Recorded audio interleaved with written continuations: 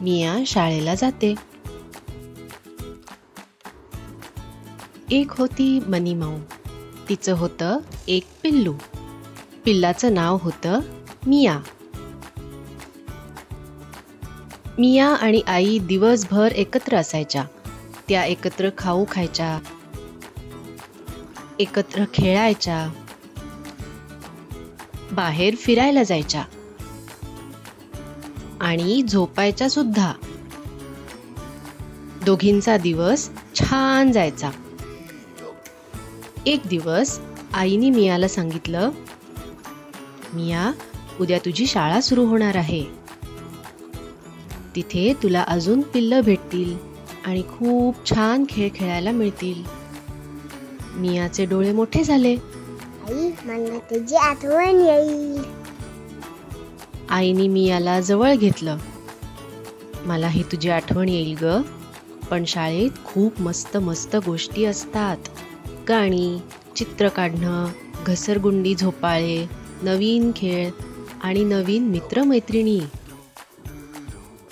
दुसऱ्या दिवशी मिया शाळेची बॅग पाठीवर घेऊन शाळेला गेली.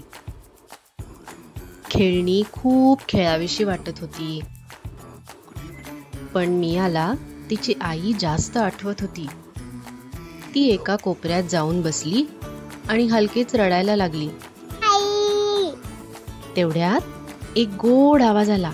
हा, मी काका. माझ्यासोबत एक पाव बनवतेस का? मियाने हो म्हणत डोळ्यातलं पाणी पुसलं.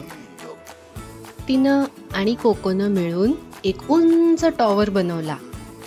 मग एक मोठं इंद्रधनुष्य रंगवलं आणि एका मजेशीर गाण्यावर उड्या मारल्या, नाच केला. शाळा सुटल्यावर आई मियाला घ्यायला आली. आईने विचारलं, शाळेत मजा आली का? मिया हसून म्हणाली, हो, मजा आली. मला थोडीशी आठवण आली तुझी. मी थोडी रडले. मला शाळेत एक मैत्रीण मिळाली आणि खूप खूप मजा केली. आईला बरं वाटलं. तिने मियाला जवळ घेतलं. आई म्हणाली, माझं पिल्लू मोठं होतंय.